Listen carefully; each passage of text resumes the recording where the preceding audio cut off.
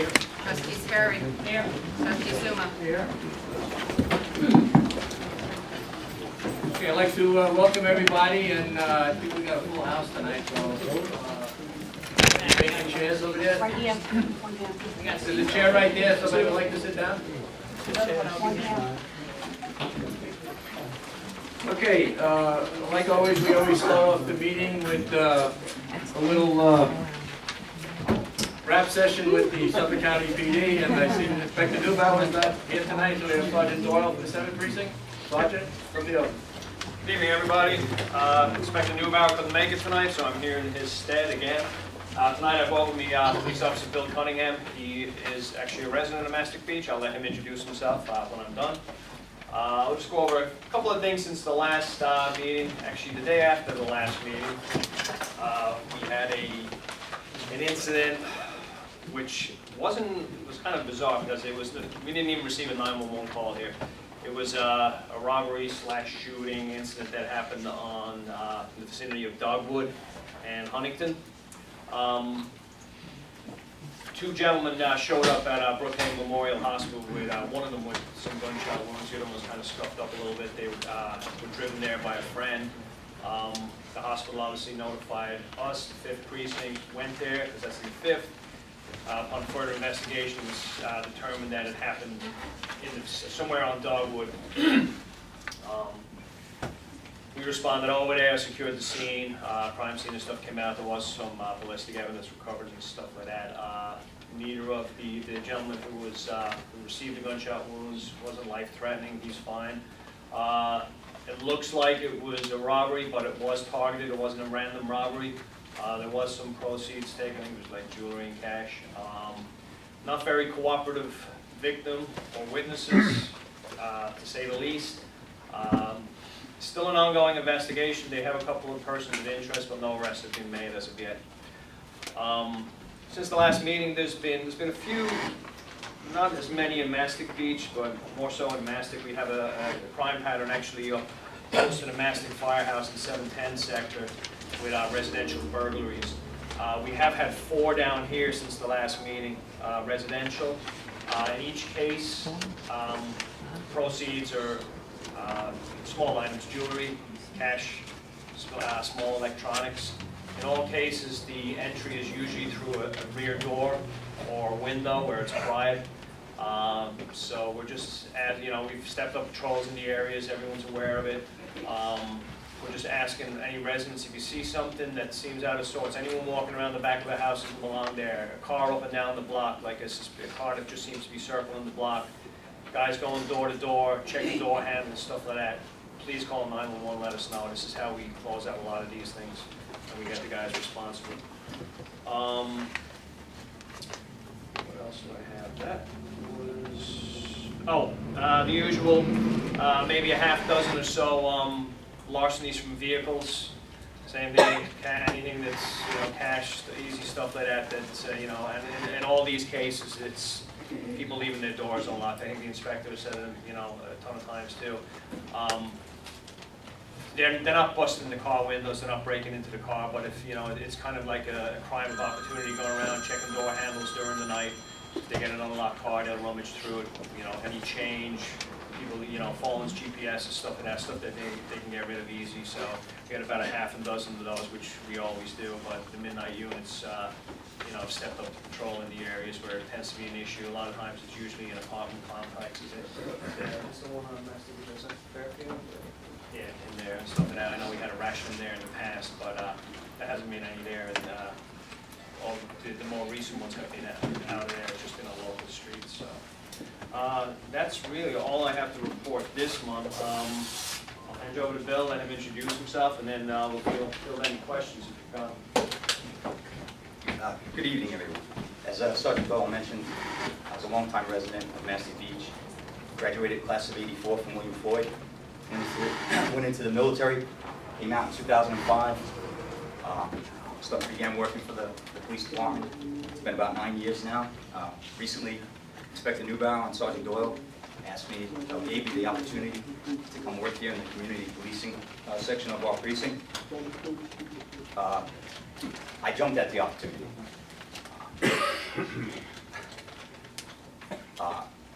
as I said, growing up here, I had what I consider a wonderful childhood. And I still have many friends, and my mother still lives in the house I grew up in, on Huguenot Drive. So when I'm out on patrol, you know, I talk to people, and I field a lot of phone calls back at the precinct office. And I can tell you that I not only feel your frustration about certain things, I live it. So believe me when I tell you that I'm here to help. Thank you.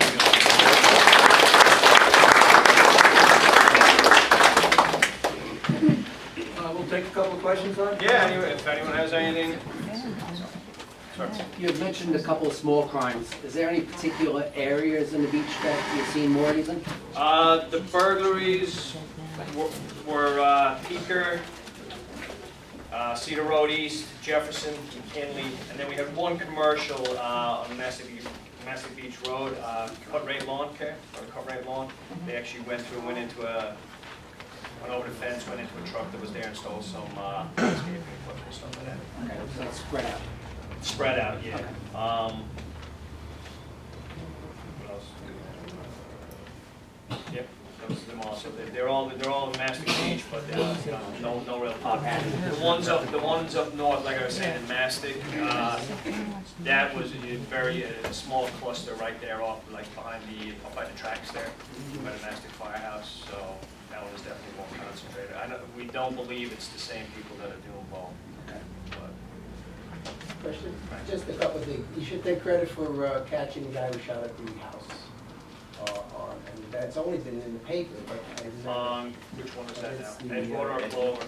What? Clover? No. Edgewater. Okay, Catch so, two guys? Did you get one on Clover too? Clover. That's even better. Yeah, well, Clover's on Mastic Beach, right? No, it's Mastic not. Beach. Yeah, but there was, you guys heard about the incident on Clover? No. There was an incident on Clover where it was, same thing, reckless endangerment. The guy shot off some rounds at some people that were in the front yard. No one was hit, but they locked him up 2 days after that. They got him. and so do you have a unit that follows the notices about sex offenders moving in and out and moving in especially? How does that work? So if you have a child in the schools, What unit tracks it? Is that what you're saying? Yeah, is there- Special victims is unit. there a system in place? Yeah.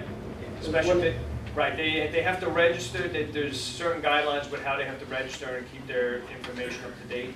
So you would monitor that, like today there was a notice about Dahlia. There's someone that's just moved into Dahlia, that makes, I guess, number 13. But what I'm just asking, a dedicated, designated person watches or... The worst of the offenders has to report to the precinct. I think it's every 90 days, and provide, you know, where he's staying, he has to provide proof of that. Yeah. If we don't send out units to monitor and follow him in his day-to-day activities. Some of them have curfews, so they have to report every night. They have like a probation officer. Computers must be system. Yeah, because You now, would know about under that new county law, the, what's it called, the Neighborhood Protection Act or something like that, I believe, or Community Protection Act, I'm Right. sorry. It's a county law, it's a local law, that a lot of these guys that are placed and that are kind of transient, so to speak, that don't have a fixed address, they have to report every night. And if they don't report them in violation, they get locked up in Special Victims Unit, they monitor all those guys. So if you have a guy that's getting placed in different houses, for example, like either DSS housing or whatever, he has to report every night. He's got a curfew every night. Would you mind if, let's say myself, like, quality of life now that we have a committee, if I were to, those kinds of things, email you? I get, Well, I don't deal with it. If you Okay. want to reach out to someone, I could pass on your information to someone in the Special Victims Unit Okay. and have them contact you about it if you want. okay, Are you aware that there's the state has a website yes, yes. that you can go there and get information on certain people, more so than we could give you? Right. Residents are notified if you have children in the school system. So Right. I'm just curious if A you're... lot of it's public information, as you said. You Right. can go on the website Yeah. and get a lot of stuff. So, yes, sir. The one thing about the sex offenders, I know one on Grasmere, he doesn't live there. He's registered at a different house, but he has friends there, so he sleeps there. Okay. And according to the police department, he lives in a different house. And there's no way you're gonna track that, I'm just saying that. Well, like you said, it's, people use different addresses, that there's certain kind of, safeguards in place. They do their best to keep track of these, and because it's inherently difficult, like anything, keeping, addresses and anything. But that's why they have these things with the levels, the different levels, and they're more likely to reoffend, and the certain ones having curfews and stuff like that. So I think they do an outstanding job keeping tabs on a lot of these guys. But like you said, there is going to be certain situations like that where, someone is staying somewhere else. But if they're caught doing that, now they're in a lot of trouble. So, I do know there are a couple of smartphone apps also that people can download to track the local sex offenders. there's an app for that, right? Yes. There's an app for that. There's a lot of resources out there. I've had people stop me and say, I think this guy might be a sex offender, even if he is, I can't speak it. But you, as a citizen, can go to that website or use one of those apps. It's freedom of information, like the sergeant said. That's gonna be your, your method. So you had a question, Beck? Yeah, I have a problem with the quads and the dirt bikes up and down the street. They're not just taking them to other places, they're zipping up and down the street, up Street neighborhood, Daisy Drive. Daisy? It's a You got an daily, address or not? 110, They're coming from 110? every Yeah. day. And then when we call, they'll come, but they're Yeah, but- already like put them away Yeah. or they're gone, That's Yeah. okay. I don't have to actually, I have to do some enforcement. I don't have to, I have to catch them operate the vehicle, of course. Well, But to go knock on their door and talk to them and let them know that I'm aware of what they're doing, that I'll be looking for them, well, I can do that. they have a little girl, and I heard the mother say to the little girl the other day, she goes, you almost got hit by a car. The little girl was Yeah, to the operating? little She girl. was Yeah, operating? my And wife she'll- almost, I asked her, she was pulling out of the driveway, and she asked her, her and another girl was on another bike, and she asked her I'm backing out. As soon as she backed out of the driveway, the girl came flying by. She's And I young. screamed, and, she And she stopped. lets her ride on, there's a property next door to them, which is across the street from me directly. Right. The bank owns it. She lets the little girl drive all over that property. I know there's a bunch of crap in the backyard, like, All right. yeah. Have you ever spoken to her or not? No, they just moved in and it seems like they just took over, they're not happy unless they're making noise. We'll go say hello. If you can do it anonymously, the better. Welcome to the neighborhood. Yeah. We've got believe me, we've got Two main houses, and one of them almost hit me the other day. I was driving home, and then a week before that, they came buzzing down my street because I live near the dirt road by the waterfront, and they go bombing around there. Yeah. And Yeah. It's only a matter of time. I heard they're riding up, They are gonna hit somebody. and I heard they're riding up by the golf course, the construction site up at the golf course. That is true. Anybody live on Robinwood? Anybody familiar with Robinwood? Yeah. Okay, there's a house in the middle of the block where you get to Wingfoot Parkway that they've been coming out of. They cut through that house. Right. I've been there a number of times. I've identified one of the guys. I've talked to the neighbors now and people on the next block who were doing the complaining, and they said that it's gotten a lot better. I understand it's probably not gonna stop. Right. Well, they're riding those bikes, the They're quads, taking them to from the Daisy dump. Drive up Robinwood, like you said.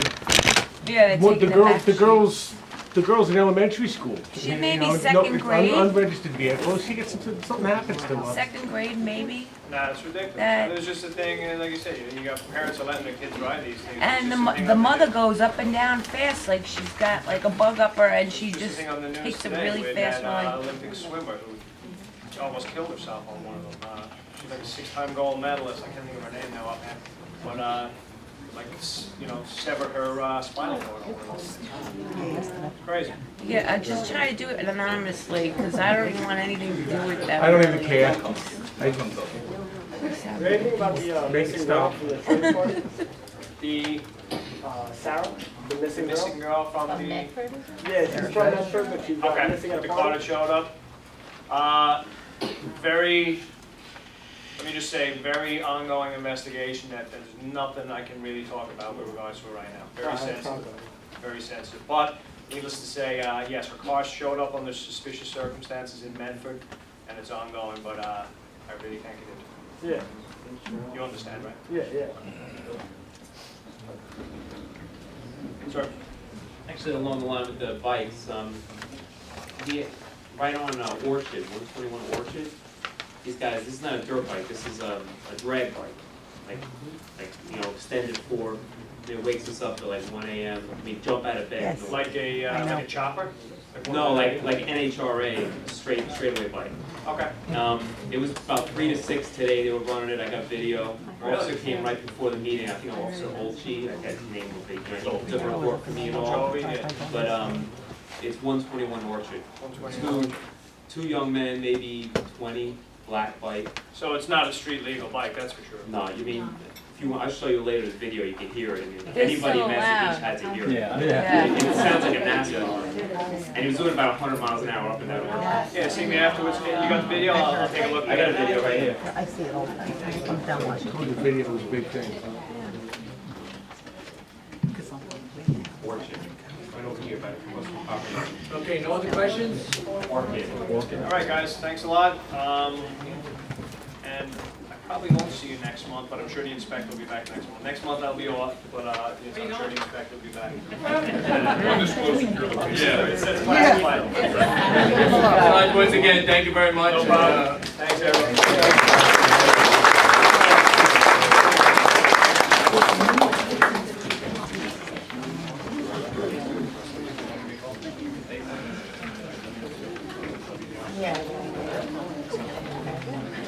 Okay.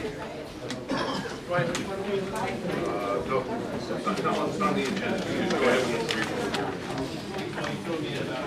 right, next we're going to do a couple of public hearings. One of them is amending section 510-12 of chapter 510 of the village code to add a four-way stop at the intersection of Whittier Drive and Elm Road. This is self-explanatory. This is just adding a four-way stop sign at Whittier Drive and Elmer Road. I can't say any better than what the mayor said. Open it up for public comment. The only thing I have to say is that it's a very dangerous corner. There's a lot of traffic down there, and I think it'll make it safer, and I think it's a good idea, so I approve. We have a lot of summer bicycle traffic around the marinas. People come by about 35, 40 miles an hour or faster through the intersection at Whittier and Elm. I just think this would make a lot of sense to make them stop, so we're not picking up any children or adults off the sidewalk or the pavement, in the summertime. So I think this is something that's long overdue. Okay, with that, any public comment? Would like to speak on it? No, I just want to say that. You have to get up, ma'am, and just state your Oh, I name. do? Oh, my goodness. Be shy. Don't be shy. I could say something really quick.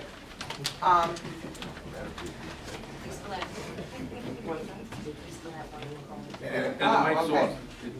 We can hear it. All right, basically, what I just want to say, I think there should be all streets in Manhattan Beach should have stop signs, not just some, because people fly through them even with them. Seriously, I mean, and if it's a wooded area, you can't see the cars coming. And I think it would be safer for cars, whatever, if there was stop, there should be stop signs on all the roads, all the intersections, because people drive fast. They shouldn't be really, even though the speed limit is posted as whatever it is, 30, you shouldn't be driving like 20, 25. Safe, because residential and all the streets should have, I believe, Okay. Thank the D10. Thank you for your opinion, man. Anybody else? You want to run by the procedure for public hearings, how they go up? Okay. The way the public portion goes, where the public has to come up and have their 2 minutes of fame, is just come up to the podium, fill out a card, fill out a card and basically identify yourself on who you are and where you live, and you can pretty much speak on our behalf. Nobody else would like to speak on this? I guess I guess I need to get updated. Yeah, if I had to, you did.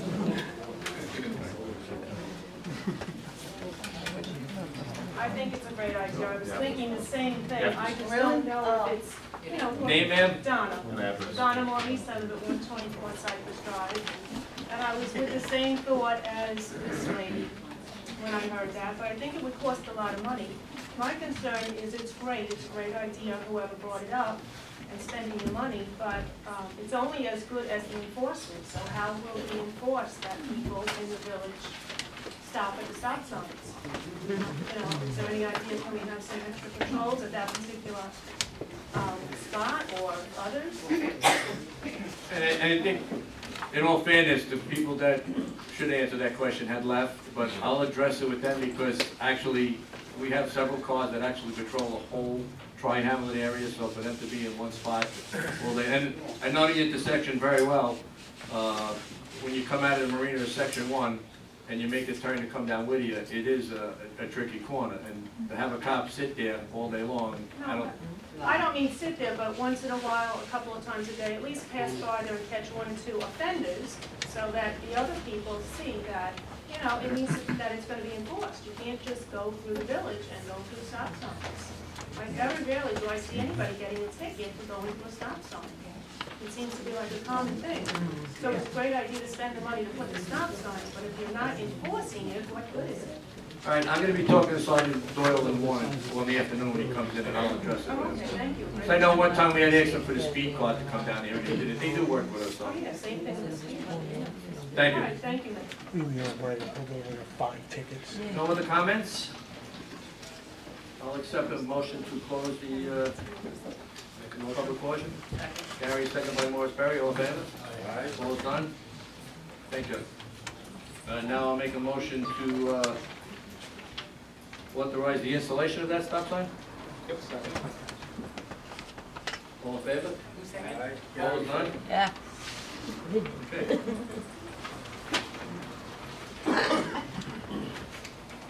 Okay, the second one is amending chapter 380 of the village code to require applicants for rental permits to disclose the identity and contact information of their tenants, to prohibit the falling of rental permits, and to require owners of rental properties in flood zones to comply with all applicable flood zone regulations.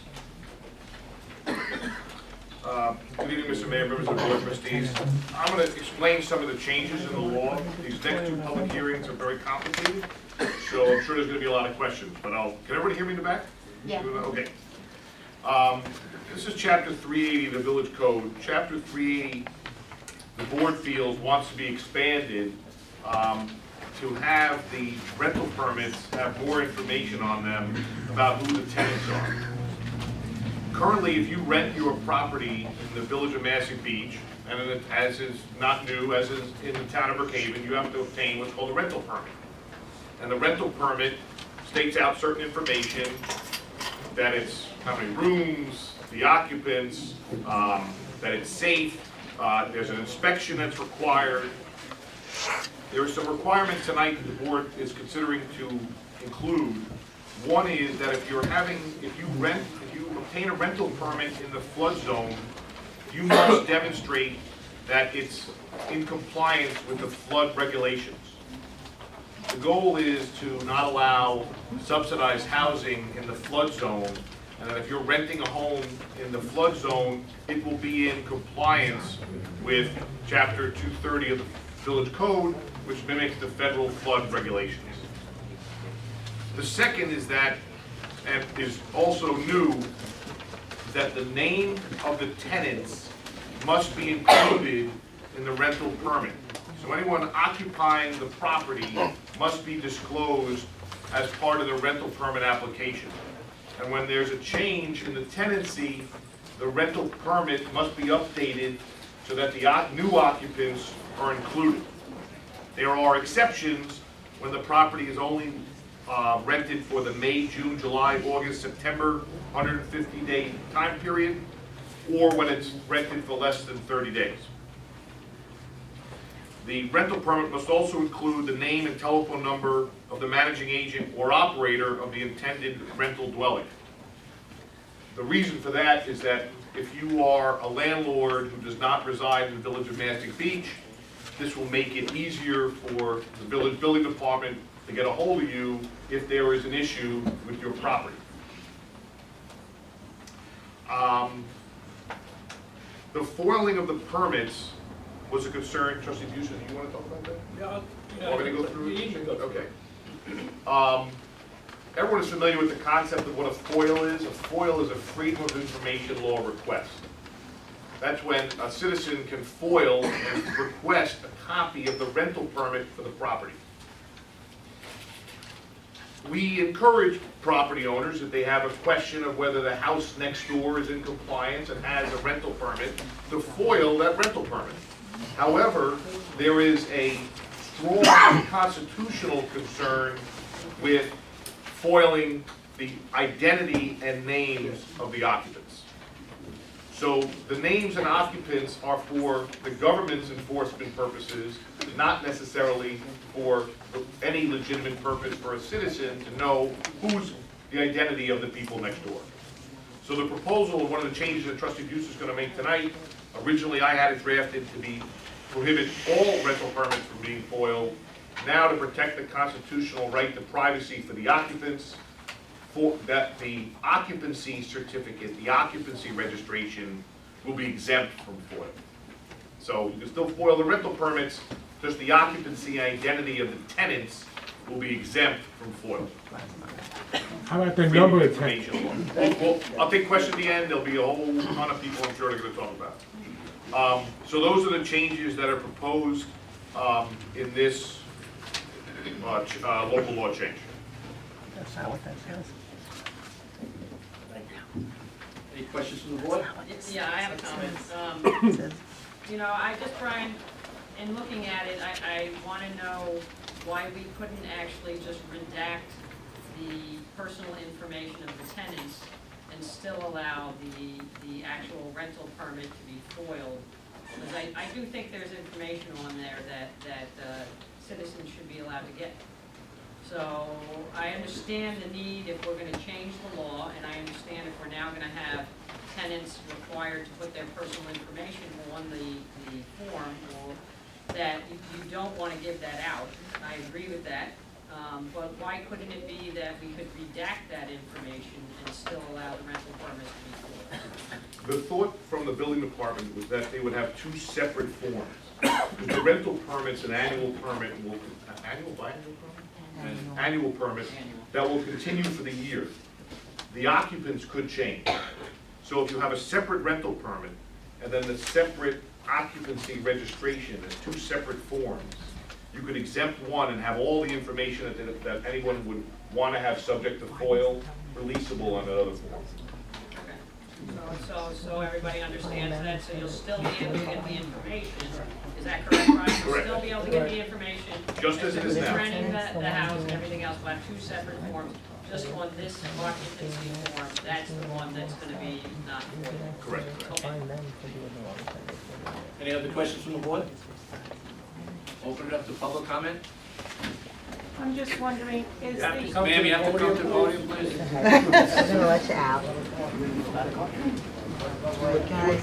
Frank, you go first, and then you don't ask what I'm gonna Frank, ask. fill out the card. Okay, I really it's a question more than a comment. Who are you? Frank Cappiello, Freeway Press. That's not even on. The one thing is there a number of occupants on the form? When somebody fills out a form, do they say, and 3 people are here, or 4 Yes. people? Actually, it's more specific than that. The requirement of Chapter 9 is the name of each person that is and/or will be occupying the premises intended for rental occupancy. Okay, but if you foiled it, permit, if I foiled it, I wouldn't find that out, so I wouldn't You know if wouldn't there find were 1, out. 2, 7, or 12. Correct. You wouldn't find out the occupants. You would only find out that there's a What I'm rental saying, permit. can we put a line that says there are 3, So when I drive by and I see 11, I say, maybe I should ask the village, how many people are in that house? But that's already that's in the rental permit itself. That's what I'm asking. I think that may be in the rental. That's in the rental permit, so it's not, so you're not gonna be able to get the occupancy. I just want the number out there. But you would have to foil the rental permit to get the allowed number of occupancy of the house. The other thing is the meeting the flood requirements. Which flood requirements are you meeting? Are they gonna have to raise all rental houses? Well, it's chapter 230 that's required on whatever the application would be on that. So whether you're, depending upon where you are. I'm for that, I just wanna make sure that that's. If you're in the clear. coastal high hazard area, it just depends, Frank, on where you are and Somebody obviously. don't want ID on it. Yes, Yeah. that's exactly what it means. If you're in, it has to be the FEMA regulations, and the FEMA regulations require the house to be raised above the flood zone. Okay, I like that. The other thing is, last thing is, we're gonna be strict on all that, except if they rent for summer, right? You left out what months Correct, from May, May June, to. July, August, September, May. So if I own a piece of property and I wanna rent it, and I'm not gonna meet the FEMA rules, I can still rent it for the summer. Correct. Why would we do that? No, I'm sorry, you're right. It's only for the registration of the occupants for that time period. But you said All rentals. it's all rentals. All rentals are gonna be brought up to standard. Yep. Okay. Anything else, Joe? Oh, there's plenty more. Go ahead, you guys go. I'll be up. I'll make my way up in a minute. Frank, you done? I'm done, I found my car. Yes, because I filled out a new card. I think I need to fill out a new card, right? Okay. My name is Donna Maurice, I live at 124 Cypress Drive. Turn the mic on. No, the mic, we were getting feedback from cell phones. It doesn't have to be on my own. Yeah, try it. Hello. Oh, here we go. Okay, thanks, Ann. The question, is the two forms that you're talking about, what are the titles on the forms? One is the registration and one is the rental permit. Are they the same or they're both Correct. different? They're gonna be two different documents. Two different, okay. And on the document